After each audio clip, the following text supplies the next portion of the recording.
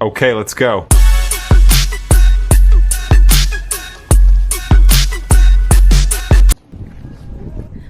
Assalamualaikum dan salam sejahtera. Selamat datang ke sesi temu duga khusus SSYM 1023 Perkembangan dan Pertumbuhan Manusia. Hari ini kami daripada Kumpulan 9 akan mengupas satu topik yang mana penting dalam fasa transisi dewasa, iaitu impak kecenderungan gangguan personaliti obsesif kompulsif terhadap perkembangan holistik dan kesihatan mental pelajar dalam fasa transisi awal dewasa. Di sebelah saya ini adalah saudara Aiman ataupun seorang pelajar universiti yang telah bersetuju dalam sukarela untuk membantu kami berkongsi pengalaman beliau. Baik, kami akan teruskan pada soalan kami yang pertama, iaitu pengenalan ataupun latar belakang beliau lah. Baik, Aiman, saya nak tanya, boleh cerita serba sedikit pasal diri awak? Umur sekarang 22, masa mula-mula kena detect sakit tu masa umur 2 tahun yang lalu. So latar belakang keluarga keluarga tak adalah hebat sangat pun. Keluarga biasa je. Tapi sebab keluarga tu dia macam ni, dia a bit overachiever and terlalu mengejar education punya yang next level. Macam mostly dalam family semua ada degree, memang semua kena ada degree. Dan ramailah ada PhD. Even parents sendiri pun macam mak saya dia ada PhD. Dia tengah buat PhD sekarang, dia ada master. Tapi ayah tak adalah, tapi ayah seorang yang sangat-sangat strict pasal pendidikan. Lepas tu pasal pengajian tu sekarang degree sama je, dah final year dah. Okey, baik, terima kasih Aiman. Kita teruskan pada soalan kedua. Okey, zaman sekolah dulu, macam mana cara awak atasi hidup dan pelajaran awak? Adakah awak jenis yang mesti pastikan semua perkara, contohnya assignment ataupun kerja sekolah awak ataupun akademik awak perfect? Dan susunan barang ataupun jadual harian pun mesti kena betul dengan sempurna ke? CPD ni dia fully diagnosed masa umur 20. Masa memang disahkan oleh doktor psikiatrik dekat SP, masa umur 20 awal lagi masa tu, tengah tahun, dalam bulan 3 macam tu kot. Tapi tanda-tanda yang memang ada OCPD tu dia dah start manifest daripada umur 16. Dan sebelum umur 16 tu dia dah ada dah sikit-sikit sebab dia dah start. Dia mula dengan depression. Lepas tu lama-lama kita orang ingatkan macam hanya depression biasa je. Lepas tu dia jadi lama-lama dia mula detect banyak lagi sign yang lain dan doktor diagnose memang OCPD. So pasal macam mana urus hidup masa zaman sekolah dulu, zaman sekolah masa tu agak sunyi lah sebenarnya. Jauh macam orang suka tinggalkan sebabnya diorang kan ada group. You guys pun mesti ada group kan bila bergerak apa semua. So bila duduk dengan kawan-kawan tu macam susah lah nak mingle around, nak masuk. Kadang-kadang terpaksa macam masa sekolah rendah macam terpaksa give something untuk buatkan orang berkawan. Tapi still orang tak mau berkawan. So lama-lama benda tu jadi macam dia start kesunyian, dan bila dah start sunyi tu macam family pun tak rapat apa semua. So dia buatkan dia jadi start develop something untuk counter benda tu. Daripada situ dia start OCPD. Jadi saya nak tahu sedikit jugalah, bila waktu fasa sekolah tersebut, contohnya subjek-subjek akademik ataupun tugasan, adakah terganggu diakibat penyakit tersebut? Walaupun waktu tu tak didiagnos betul-betulnya, tapi mesti ada efek dia juga sebelum fasa awal didiagnos tu kan? Okay. Pasal akademik kan, paling teruk kesan dia masa asasi lah. Untuk pengetahuan semua saya asasi. Masa asasi sebab masa tu memang sangat-sangat lain lah daripada orang. Macam ni kalau untuk sekolah semua nak tahu yang OCPD ni dia bukan perfectionist. OCPD dan perfectionist ni dia lain. Perfectionist ni macam you need to do everything very perfect and macam kena make sure macam assignment kita kena buat macam bagi markah tinggi lah kan untuk dapatkan yang terbaik. Perfectionist. Tapi perfectionist ni dia orang suka salah faham antara OCPD dengan OCD. Sebab family sendiri pun, dalam family saya adik ada diagnos dia ada OCD. Memang certified OCD dan dia kena makan ubat. Kita orang tu kena makan ubat. Tapi saya dah berhenti lah dalam 2 tahun macam tu. Yang ada setengah orang dia kontrol keadaan supaya tak jadi teruk. Tapi OCPD ni dia nak every single thing follow dia punya flow. OCPD. So benda tu sangat-sangat mengganggu lah kehidupan. Masa asasi tu bila buat kerja tu macam bila orang tak sekepala atau tak sehaluan dengan kita, dia jadi macam kenapa orang ni macam ni lah, kenapa orang ni pelik. Macam tu lah. Sedangkan macam kita tahu manusia ni berbeza-beza. Tapi OCPD ni dia nak force everything to follow dia punya style. Itu OCPD. Dia mengganggu kehidupan orang lain berbanding OCD yang mengganggu diri sendiri je. OCPD tu. So OCPD ni kenapa dia teruk? Sebab dia personality. Dia sangat-sangat susah untuk dibuang. Once dia merge dengan personality kita, dia akan jadi yourself. Okay, baik. So kita dapat tahu OCD dan OCPD adalah benda berbeza, betul? Benda yang akan mengganggu kita sendiri dan juga persekitaran kita. Jadi saya nak tahu sedikit, okay, adakah keluarga, cikgu ataupun persekitaran waktu kecil memaksa ataupun letak harapan tinggi kepada Aiman lah, sebab saya tahu benda tu menyebabkan berlakunya OCPD dan depression pada Aiman sendiri. Basically ni soalan kenapa boleh jadi OCPD tu lah kan. Kenapa boleh jadi OCPD tu sebab ditekan daripada kecil. Okay. Tapi bila masuk sekolah rendah, Kadang-kadang mesti semua orang pernah rasa tak diberikan harapan yang terlalu tinggi oleh parents. Tapi masa tu parents, saya nak sulung. Saya nak sulung. Adik-beradik 2 orang je. Okay. Jadi bila jadi anak sulung ni, harapan dia lagi tinggi lah berbanding adik-beradik lain. Bukan nak tepi adik-beradik lain. Okay.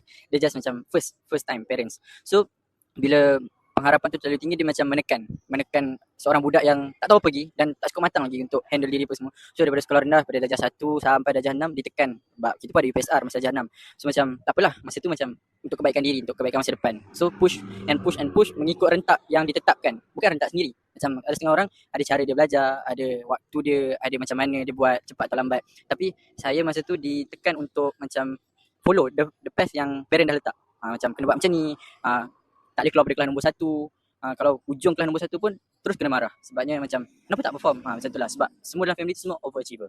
Academic overachiever. So bila masuk sekolah menengah tu, masa form 1, form 2 tu, dia dah start drop. Akademik dah start drop. Banyak main, banyak tak fokus. Bila masuk form 5, SPM. Baru betul-betul study. Tapi semangat untuk study dan untuk capai something tu dia macam dah kurang lah. Sebabnya tekanan yang constantly ditekan dalam family. Sebab family, macam parents saya sendiri, dia suka compare jugalah. Macam pernah tak kena compare dengan sepupu. Macam, diorang dapat SPM hebat. Kenapa tak boleh buat macam tu? So lama-lama bila constantly dalam pressure, dia akan jadi macam sangat-sangat tertekan lah. Tu faktor family. Ada juga faktor yang kawan-kawan yang macam bila kita nak terlalu sangat fit into a group dan diorang tak mau terima kita, so dia macam lama-lama kita akan terpaksa untuk macam ubah sana, ubah sini, ubah diri apa semua. Lama-lama kita pun hilang diri sendiri. Start depression dan dah start OCPD. Tapi paling teruk masa asasi lah. Gila-gila masih boleh melaksanakan tugasan. Dia paling teruk masa first SEM degree. Dia dah start macam dah merapu lah. Dan memang masa first SEM tu memang ada gagal lah yang kena repeat masa SEM 2. Dan menyebabkan sekarang kena extend. So macam, doktor bagi MC selama sebulan kot. Baik, Aiman, bila awak mula sedar sifat yang terlalu nak sempurna dan mahukan kawalan mula memenatkan diri awak sendiri? Dan adakah yang bermula bila tanggungjawab awak semakin bertambah dalam masa fasa masuk ke alam universiti? Bila yang OCPD tu start jadi teruk dia start rasa macam, tak rasa memenatkan tu bila dah masuk degree tu, dia dah macam, dia sebenarnya even lepas makan ubat tu pun still benda tu dah jadi a part of myself. Dia tak boleh hilang. Dia just boleh adapt tapi dia tak boleh sembuh. Dia jadi penat tu bila constantly kena ikut orang, expectation orang. Macam assignment, contoh kalau group, paling susah buat group lah sebenarnya. Assignment buat group ni. Sebab sangat-sangat susah, macam nak kena ikut orang tu, kena ikut orang ni. Dia macam feel expectation. Dan even dengan family pun adalah banyak kali gaduh sebelum-sebelum ni sebab to the point yang macam dah sangat-sangat penat untuk ikut expectation orang. Macam paling teruk masa bulan 3 2022. 2024. Masa tu memang dah tak boleh dah. Memang depressed ada, OCPD pun ada. Dan masa tu memang sangat-sangat penat. Memang masa tu bulan puasa kot. Kita cuti SEM. Masa tu masa universiti cuti SEM. Mostly semua universiti cuti SEM. So bila duduk je kat rumah tu macam tak ada apa-apa nak buat. Minat pun dah hilang. Masa tu memang totally bahasa muda dia dah sangat-sangat penat dengan everything. Duduk tu macam ada terfikir yang macam suicide and everything. Sekarang saya akan sambung dengan isu perkembangan. Saya nak tanya, dalam menguruskan tugasan universiti, terutamanya kerja perkumpulan, apa cabaran terbesar yang Aiman hadapi disebabkan oleh sifat Aiman ni? Tugasan kumpulan ni, masalah paling besar untuk orang yang ada OCPD ni ialah dia control everything. Kira daripada mula assignment sampai habis. And paling susah sebenarnya pada saya lah. Sebab OCPD ni setiap orang lain-lain. Dia punya masalah dia. So untuk saya sebenarnya paling susah ialah untuk face people. Bila assignment kumpulan ni, paling senang rasanya assignment yang 3 orang. Paling maksimum pun 5 lah. Sebabnya dia macam makin banyak orang yang ada dalam grup tu, makin susah OCPD ni nak adapt. Sebabnya kita orang nak control everything. So makin besar range tu, makin banyak energy guna. So macam makin serabut kepala sebab OCPD. Seterusnya, sebagai dewasa muda, kita mula membina hubungan yang lebih matang. Adakah Aiman susah nak percaya atau serahkan tanggungjawab kepada orang lain seperti rakan, ahli keluarga atau pasangan? Apakah yang Aiman rasa bila mereka tak ikut standard yang Aiman tetapkan? Memberikan kepercayaan kepada orang kan. Sebenarnya jawapan jujur dia sangat-sangat susah. Sebab kadang-kadang masalah yang saya punya lah. Saya suka berfikir lain pada orang lain sikit. Macam terbalik kadang-kadang lah. Bukanlah nak claim diri. Tapi dia macam kadang-kadang orang suka buat cara yang macam ni. Macam ke kanan, saya suka ke kiri. Macam tu. So bila macam pernah masuk kelab masa SEM 3 dan SEM 4 dan jadi director masa SEM 4, memang kalau boleh daripada kerja director sampailah kerja JK, kalau boleh nak buat sendiri je. Kalau boleh tak mau bagi orang sebab lambat satu lagi tak mencapai standard. Macam tak suka lah orang buat kerja macam halal balai, macam orang kata buat cincai lah, separuh-separuh macam buat ikut suka je macam tu. Kita saya sendiri je yang mula macam tu lah. Sebab kalau serah kat orang macam sekarang macam Sam ni ada yang assignment yang tak jalan pun lagi sampai sekarang. Dah week 9. Kurang lah nak duduk dengan orang sebab sangat-sangat tak percaya kat orang. So macam kalau boleh I want to do everything by myself. Lupa. Rasa tak ikut standard. Dia rasa dia depends. Sometimes kalau benda tu besar mungkin dia akan trigger OCPD tu. Dia OCPD ni macam saya kata tadi dia takkan sembuh. Macam ni lah. Macam dah something wire wrong. So macam once dia dah jadi part of ourselves, kita orang just adapt je, control benda tu. So kadang-kadang bila tak mencapai standard tu, kalau benda tu besar, dia sangat-sangat trigger OCPD. Okay, kita teruskan soalan yang seterusnya. So, pernah tak Aimani abaikan keperluan fizikal sendiri seperti berjaga malam, skip makan atau mengasingkan diri daripada kawan-kawan hanya untuk nak pastikan suatu perkara itu disiapkan dengan perfect, sempurna? Kerja selalunya tak ada sangat lah. Tapi kalau about life selalunya ada. Macam bila ada masalah ke apa ke, dia macam kalau boleh tak mau duduk dengan orang. Sebab dia macam noise kat kepala. Sebab bila banyak sangat perkara yang kita tak boleh kontrol, dia akan jadi stres. Tapi kalau bab assignment ke apa ke, kerja ke, selalunya duduk dengan orang. Tapi kalau orang tak kacau kerja, kita okey. Tapi kalau dia kacau, mungkin akan macam serabut sikit lah. Kalau tanya selain daripada kerja, kalau pasal life, banyak kali lah macam masa awal dulu macam tak makan, sorang-sorang. Sebab dia macam it's better tu seorang daripada serabut menghadap kelainan tu. Saya untuk OCPD lain saya tak pasti. Sebab ramai je OCPD kat luar sana. Tapi untuk saya sebab dia tak adalah 100% terus dah personality dah bergabung dengan OCPD. Dia just macam masih boleh kontrol. So macam dia tak kacau sangat. Sebabnya saya pun tak adalah macam suka sangat kejar perfect. Tapi bila dia trigger je OCPD tu, dia akan kejar perfect tu. Fasa dewasa awal ni penuh dengan ketidakpastian. So, kenapa Aiman rasa kecenderungan OCPD ni jadi lebih kuat atau lebih mencabar sekarang berbanding masa remaja dulu? So, adakah sebab Aiman ni takut gagal atau takut hilang kawalan terhadap masa depan diri? Dua-dua bukan. Dia bukan sebab takut masa depan. Dia bukan sebab takut gagal. Tapi dia sebab takut hilang masa sekarang. Faham tak? Dia macam overthinking sekarang. Pernah tak orang kata you overthinking now, you just let go the future. So bila OCPD ni dia bukan sebab takut ke depan sangat. Dia adalah sikit takut ke depan. Macam mana kalau esok tak okey? Macam mana kalau ni tak okey? Dululah. Tapi dia paling teruk ialah waktu present. Waktu masa sekarang. Sebab dia macam you want to control now. Macam contoh macam family kan. Contoh kalau ada pasangan kan. Awal-awal dululah. Dia macam OCPD ni dia trigger sebab orang tu tak mau ikut rentak waktu sekarang. Macam kata tak boleh buat macam ni, tapi dia buat juga. Dia akan trigger. Dia bukan sebab takut in the future. Dia just takut sekarang. Benda tu jadi sekarang. Dia bila hilang kawalan sekarang tu dia rasa macam lost power. Baik. Adakah orang di sekeliling awak seperti kawan rapat, keluarga atau pasangan perasan tentang kecenderungan awak ini? Bagaimana bentuk sokongan atau respon yang mereka berikan? Pasal ada yang perasan kita kecenderungan ni kan, jawapan jujur dia tak ada. Memang tak ada. Masa mula-mula macam mana boleh pergi jumpa doktor tu, sebab masa tu ada satu masalah yang sangat-sangat besar. Pada orang lain tak besar lah, tapi pada kita yang menghadap tu sangat-sangat besar dan sangat-sangat stres masa tu. And even ada thought of suicide. So pergi kat parents kata rasa macam perlukan someone untuk talk. Dan parents sembang-sembang, orang setuju untuk bawa pergi jumpa doktor psikiatrik. So bila pergi jumpa doktor psikiatrik tu, baru the whole family tahu yang ada OCPD. Before that memang tak ada siapa perasan. Nampak macam orang biasa. Sebabnya macam kita tahu orang depression ni dia memang akan nampak macam orang normal awal-awal tu. Lepas tu tak tahu ada yang suicide. So macam masa awal-awal benda tu berlaku, diri sendiri pun tak sedar.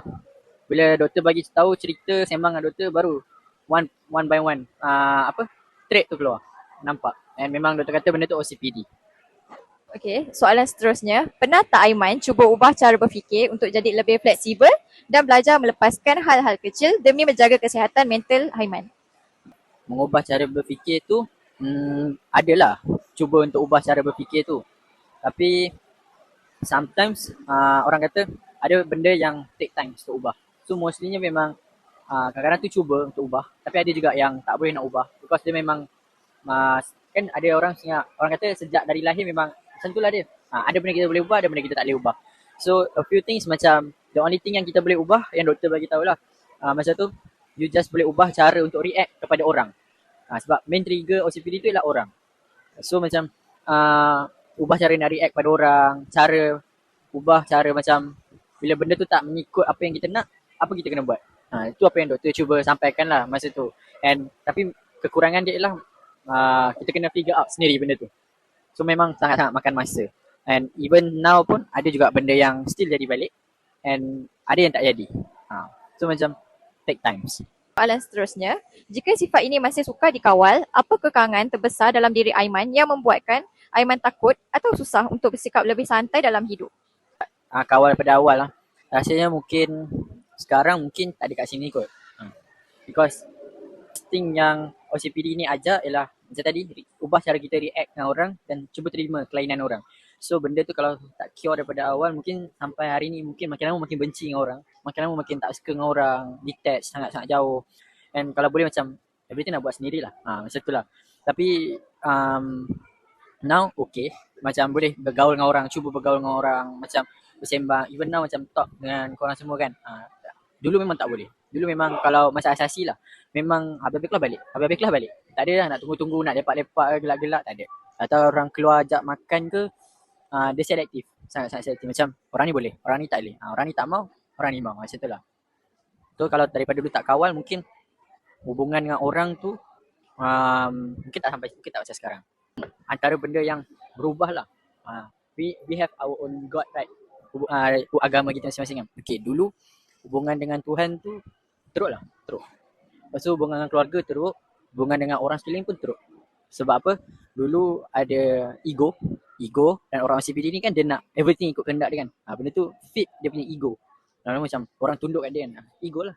Dia akan jadi ego. So kalau benda tu tak dikawal daripada awal, dia mungkin sekarang ni macam feeling of superior tu masih ada. Macam semua benda ni saya buat sendiri. Tak ada siapa bagi. Tuhan tak bagi. Manusia pun tak. Family pun tak ada siapa. Semua buat sendiri.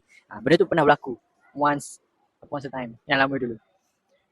Soalan yang seterusnya, adakah Aiman melihat sifat OCPD ini sebagai sebahagian besar daripada identiti diri awak?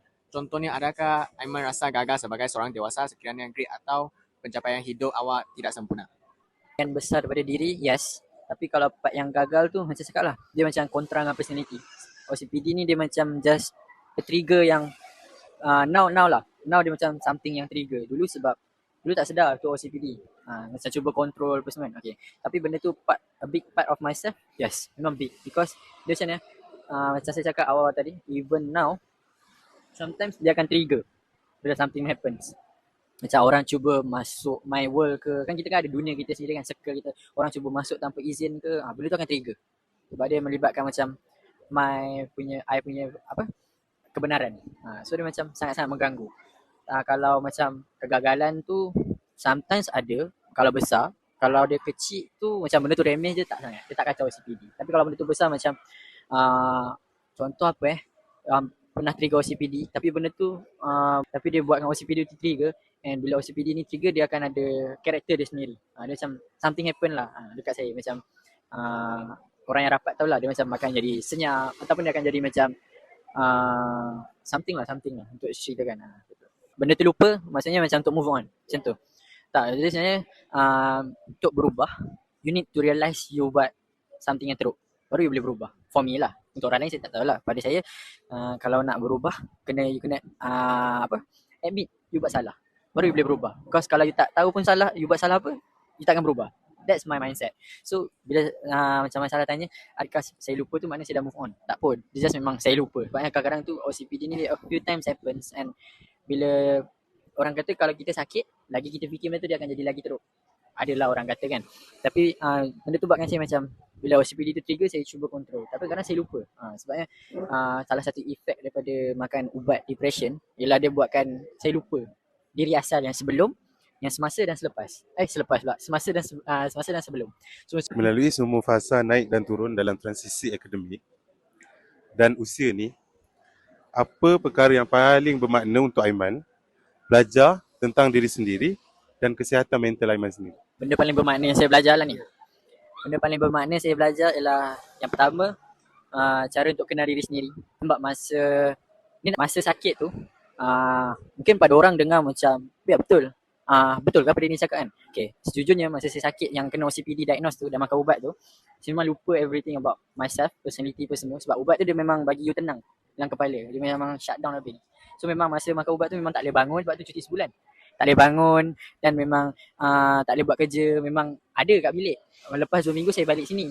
Balik ke universiti lah. Tapi dia macam tak boleh buat apa-apa. Memang tak boleh function. Memang berfikir pun tak apa-apa. Macam orang lain boleh fikir benda kompleks, saya tak boleh. Dia macam ada blocking kat situ. Sampailah 6 bulan lepas tu baru betul-betul clear. Boleh fikir. Masa so benda yang saya belajar masa tu ialah untuk kenal diri balik lah. Macam peluang kedua untuk kita kenal diri balik. Because you dah become someone yang very very bad. Saya dah macam orang yang tak ada hati perut. Orang yang tak ada rasa macam ni, rasa empati. Orang yang sangat-sangat teruk lah, senang cerita. Lepas tu dia macam bagi peluang untuk saya kenal balik diri sendiri, bagi saya peluang untuk bonding balik dengan family, bagi peluang sebab hubungan dengan family memang teruk masa tu, sebelum tu.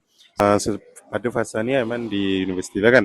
Jadi fasa seterusnya adalah Aiman akan hadapi alam pekerjaan. Okey, kalau Aiman boleh ubah satu perkara tentang kecenderungan OCPD ni supaya fasa dewasa Aiman akan jadi lebih tenang, apa yang Aiman nak ubah? Sekarang, tapi family memang ada masalah baran. Family dulu memang ada masalah, apa orang panggil, anger issue. Ayah lah belah ayah. Apa yang boleh ubah untuk fasa kerja nanti mungkin cara menghadap orang kot. Macam sekarang pun saya tengah belajar cara untuk handle orang, untuk face people. Sebab sometimes annoying juga lah sebenarnya menghadap orang ni. Macam kadang orang yang tak ada common sense, kadang orang yang macam suka buat benda yang pelik. So macam benda tu memang annoyed lah. Dan dalam kerja memang banyak sangat orang macam tu. Macam kita setuju lah kan, macam-macam ragam. So macam untuk seorang yang ada OCPD macam saya, mungkin kena belajar untuk lebih jadi penyabar. Sebab saya suka react juga bila macam orang tu macam suka buat benda yang nonsense. Dia macam trigger lah OCPD tu, macam benda orang ni buat. Macam tu lah. Untuk kita sendiri, untuk orang yang tak ada masalah mental lah kan, sendiri mempunyai masalah untuk berhadapan dengan orang, apakah lagi orang yang ada masalah mental, betul cik? Betul, saya setuju. Memang OCPD ni dia macam double lah. Macam sebab ya, main core dia lah nak control hidup orang. Control hidup sendiri, control hidup orang, nak bagi align.